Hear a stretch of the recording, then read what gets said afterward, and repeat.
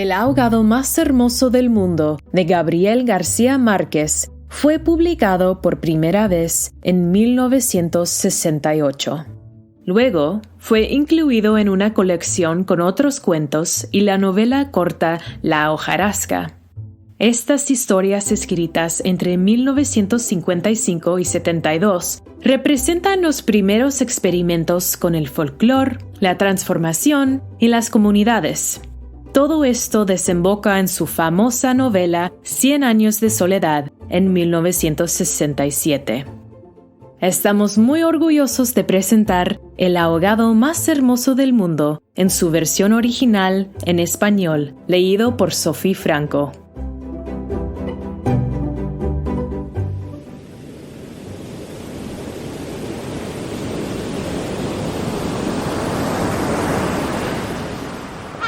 Los primeros niños que vieron el promontorio oscuro y sigiloso que se acercaba por el mar, se hicieron la ilusión de que era un barco enemigo.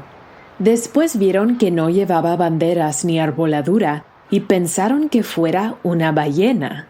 Pero cuando quedó varado en la playa, le quitaron los matorrales de sargazos, los filamentos de medusas y los restos de cardúmenes y naufragios que llevaba encima.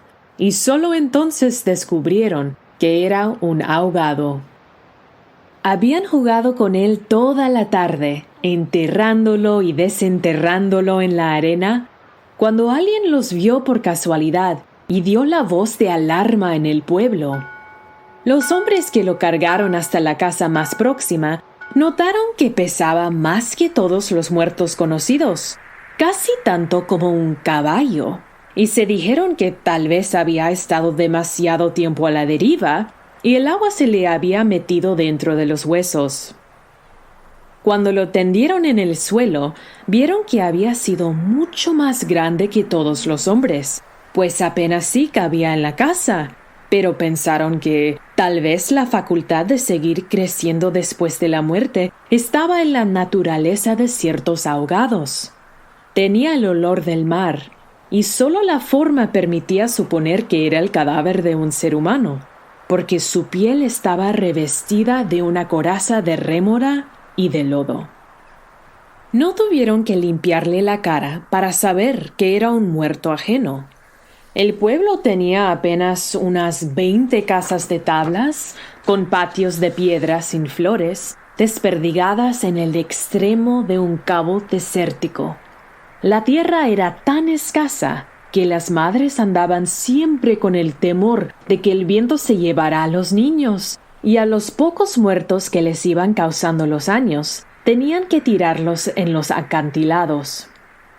Pero el mar era manso y pródigo, y todos los hombres cabían en 7 botes. Así que cuando encontraron el ahogado, les bastó con mirarse los unos a los otros para darse cuenta de que estaban completos. Aquella noche no salieron a trabajar en el mar. Mientras los hombres averiguaban si no faltaba alguien en los pueblos vecinos, las mujeres se quedaron cuidando al ahogado. Le quitaron el lodo con tapones de esparto, le desenredaron del cabello los abrujos submarinos y le rasparon la rémora con fierros de desescamar pescados. A medida que lo hacían, notaron que su vegetación era de océanos remotos y de aguas profundas, y que sus ropas estaban en piltrafas, como si hubieran navegado por entre laberintos de corales. Notaron también que sobrellevaba la muerte con altivez, pues no tenía el semblante solitario de los otros ahogados del mar, ni tampoco la catadura sórdida y menesterosa de los ahogados fluviales. Pero solamente cuando acabaron de limpiarlo, tuvieron conciencia de la clase de hombre que era, y entonces se quedaron sin aliento. No solo era el más alto, el más fuerte, el más viril y el mejor armado que habían visto jamás, sino que todavía cuando lo estaban viendo no les cabía en la imaginación. No encontraron en el pueblo una cama bastante grande para tenderlo, ni una mesa bastante sólida para velarlo. No le vinieron los pantalones de fiesta de los hombres más altos, ni las camisas dominicales de los más corpulentos, ni los zapatos del mejor plantado. Fascinadas por su desproporción y su hermosura, las mujeres decidieron entonces hacerle unos pantalones con un buen pedazo de vela cangreja y una camisa de bramante de novia para que pudiera continuar su muerte con dignidad. Mientras cosían sentadas en círculo, contemplando el cadáver entre puntada y puntada, les parecía que el viento no había sido nunca tan tenaz, ni el Caribe había estado nunca tan ansioso como aquella noche, y suponían que esos cambios tenían algo que ver con el muerto. Pensaban que si aquel hombre magnífico hubiera vivido en el pueblo, su casa habría tenido puertas más anchas, el techo más alto y el piso más firme, y el bastidor de su cama habría sido de cuadernas maestras con pernos de hierro, y su mujer habría sido la más feliz. Pensaban que habría tenido tanta autoridad que hubiera sacado los peces del mar con solo llamarlos por sus nombres, y habría puesto tanto empeño en el trabajo que hubiera hecho brotar manantiales entre las piedras más áridas y hubiera podido sembrar flores en los acantilados. Lo compararon en secreto con sus propios hombres, pensando que no serían capaces de hacer en toda una vida lo que aquel era capaz de hacer en una noche, y terminaron por repudiarlos en el fondo de sus corazones como los seres más escuálidos y mezquinos de la tierra.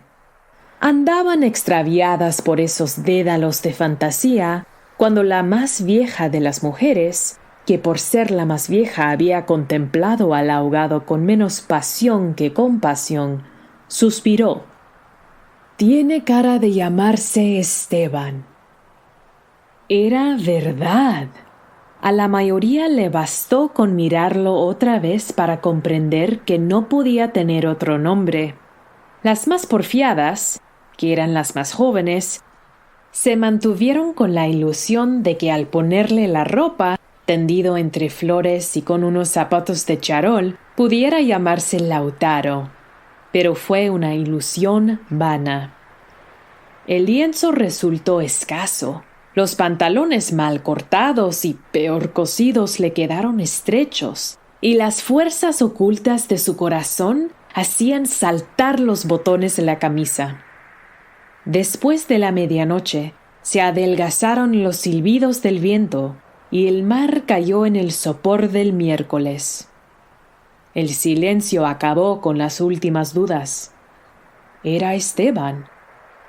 Las mujeres que lo habían vestido, las que lo habían peinado, las que le habían cortado las uñas y raspado la barba, no pudieron reprimir un estremecimiento de compasión cuando tuvieron que resignarse a dejarlo tirado por los suelos. Fue entonces cuando comprendieron cuánto debió haber sido de infeliz con aquel cuerpo descomunal, si hasta después de muerto le estorbaba. Lo vieron condenado en vida a pasar de medio lado por las puertas, a descalabrarse con los travesaños, a permanecer de pie en las visitas sin saber qué hacer con sus tiernas y rosadas manos de buey de mar, mientras la dueña de la casa buscaba la silla más resistente y le suplicaba muerta de miedo: «Siéntese aquí, Esteban, hágame el favor». Y él, recostado contra las paredes, sonriendo: «No se preocupe, señora, así estoy bien», con los talones en carne viva y las espaldas escaldadas de tanto repetir lo mismo en todas las visitas. «No se preocupe, señora, así estoy bien». Solo para no pasar por la vergüenza de desbaratar la silla, y acaso sin haber sabido nunca que quienes le decían «No te vayas, Esteban, espérate siquiera hasta que hierva el café», eran los mismos que después susurraban «Ya se fue el bobo grande, qué bueno, ya se fue el tonto hermoso». Esto pensaban las mujeres frente al cadáver un poco antes del amanecer. Más tarde, cuando le taparon la cara con un pañuelo para que no le molestara la luz, lo vieron tan muerto para siempre, tan indefenso, tan parecido a sus hombres, que se les abrieron las primeras grietas de lágrimas en el corazón. Fue una de las más jóvenes la que empezó a sollozar. Las otras, alentándose entre sí, pasaron de los suspiros a los lamentos, y mientras más sollozaban, más deseos sentían de llorar, porque el ahogado se les iba volviendo cada vez más Esteban, hasta que lo lloraron tanto que fue el hombre más desvalido de la tierra, el más manso y el más servicial. El pobre Esteban. Así que cuando los hombres volvieron con la noticia de que el ahogado no era tampoco de los pueblos vecinos, ellas sintieron un vacío de júbilo entre las lágrimas. «¡Bendito sea Dios!», suspiraron. «¡Es nuestro!». Los hombres creyeron que aquellos aspavientos no eran más que frivolidades de mujer. Cansados de las tortuosas averiguaciones de la noche, lo único que querían era quitarse de una vez el estorbo del intruso antes de que prendía el sol bravo de aquel día árido y sin viento. Improvisaron unas angarías con restos de trinquetes y botavaras y las amarraron con carlingas de altura para que resistieran el peso del cuerpo hasta los acantilados. Quisieron encadenarle a los tobillos una ancla de buque mercante para que fondeara sin tropiezos en los mares más profundos, donde los peces son ciegos y los buzos se mueren de nostalgia, de manera que las malas corrientes no fueran a devolverlo a la orilla, como había sucedido con otros cuerpos. Pero mientras más se apresuraban, más cosas se les ocurrían a las mujeres para perder el tiempo. Andaban como gallinas asustadas picoteando amuletos de mar en los arcones, unas estorbando aquí porque querían ponerle al ahogado los escapularios del buen viento, otras estorbando allá para abrocharle una pulsera de orientación. Y al cabo de tanto, «Quítate de ahí, mujer, ponte donde no estorbes, mira que casi me haces caer sobre el difunto».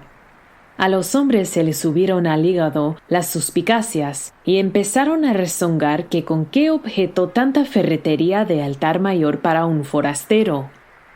Si por muchos estoperoles y calderatas que llevara encima, se lo iban a masticar los tiburones.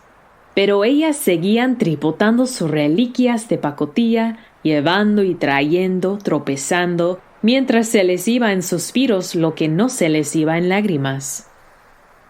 Así que los hombres terminaron por despotricar que, de cuando acá semejante alboroto por un muerto al garete, un ahogado de nadie, un fiambre de mierda.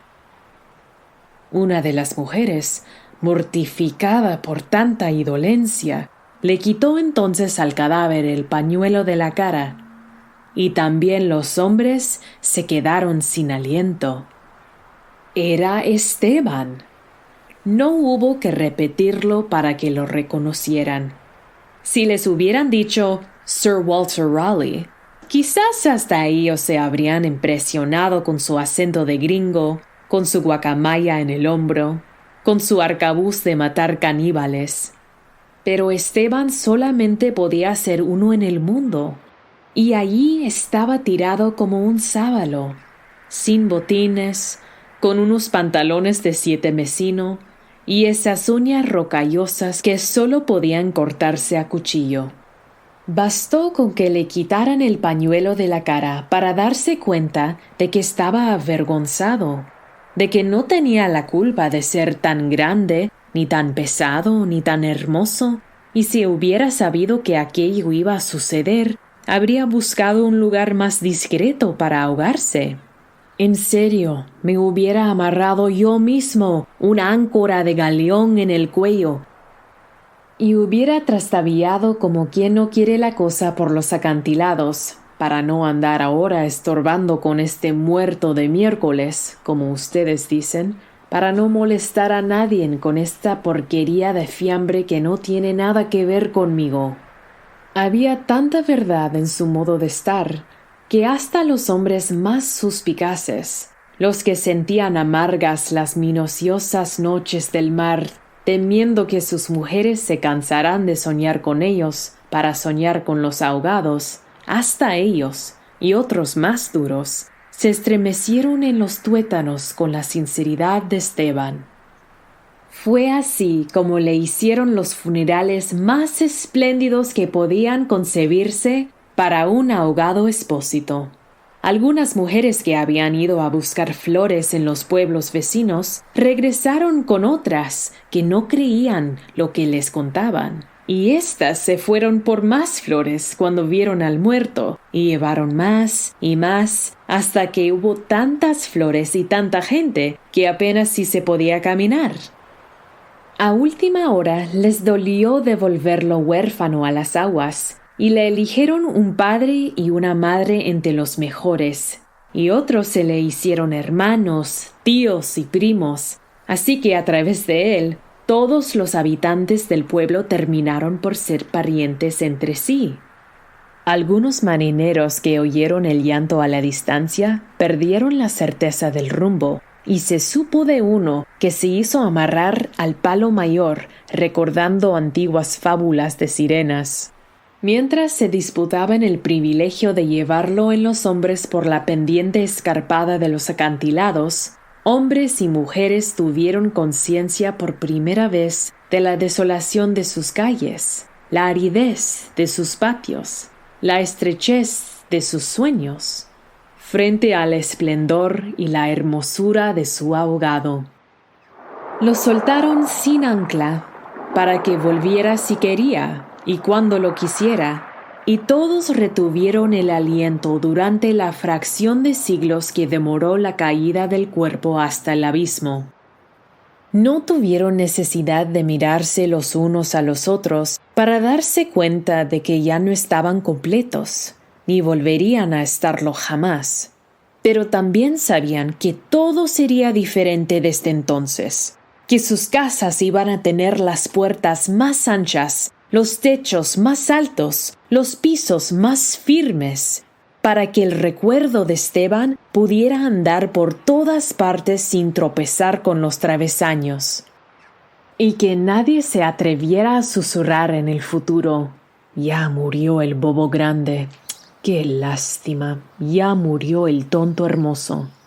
Porque ellos iban a pintar las fachadas de colores alegres para eternizar la memoria de Esteban, y se iban a romper el espinazo excavando manantiales en las piedras y sembrando flores en los acantilados, para que en los amaneceres de los años venturos los pasajeros de los grandes barcos despertaran sofocados por un olor de jardines en alta mar, y el capitán tuviera que bajar de su alcázar con uniforme de gala, con su astrolabio, su estrella polar y su ristra de medallas de guerra, y señalando el promontorio de rosas en el horizonte del Caribe, dijera en 14 idiomas: «Miren allá, donde el viento es ahora tan manso que se queda a dormir debajo de las camas. Allá, donde el sol brilla tanto que no saben hacia dónde girar los girasoles.